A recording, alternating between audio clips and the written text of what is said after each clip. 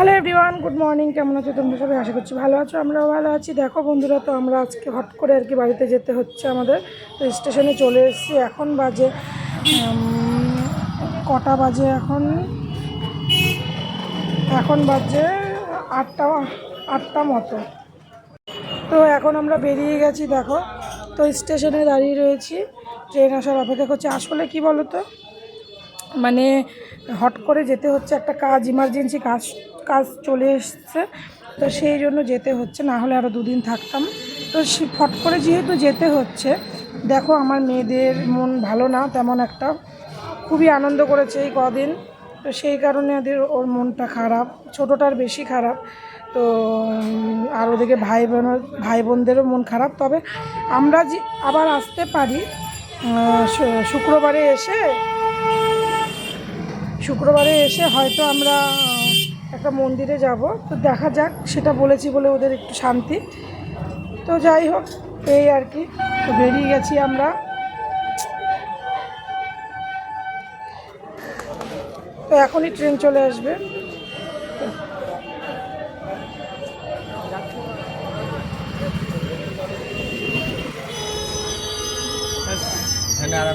তো দেখো গাইজ, আমরা নেমে গেলাম এখন। তো টোটোতে উঠে গেছি। দেখো, টোটোতে বসে রয়েছি। টোটো এখনও ছাড়েনি।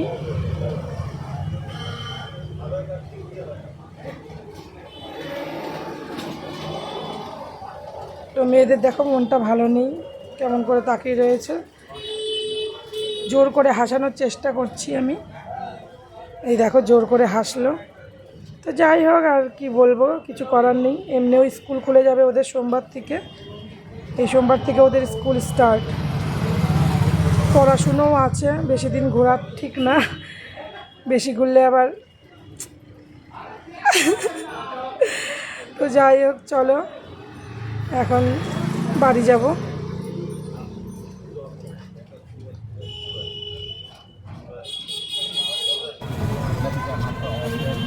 দেখো এখন ছেড়ে দিয়েছে টোটো।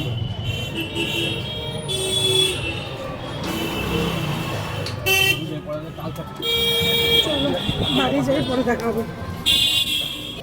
দেখো বন্ধুরা, বাড়ি ঢুকলাম।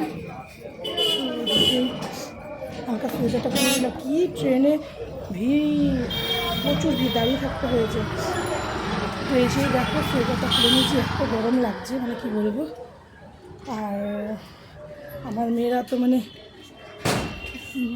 এসেই বলছে মন ভালো লাগছে না। দেখো, হ্যাঁ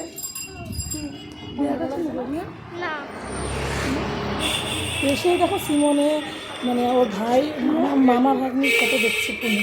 এসে এবারে দেখো মা, এখন এগুলো দেখবো আর খারাপ লাগবে, ভীষণ মন খারাপ। এই যে মন খারাপ। তো আমি আবার বলছি যে আমরা যাব, পুজো দিতে যাব মাসিদের সাথে একসাথে, তো সেটাই বলছি, সেই জন্য একটু মানে আর কি শান্ত আছে। তো যাই হোক, চলো ফ্রেশ হয়ে নিই, একটু ফ্রেশ হয়ে আমরা একটু বেরোবো দরকারে।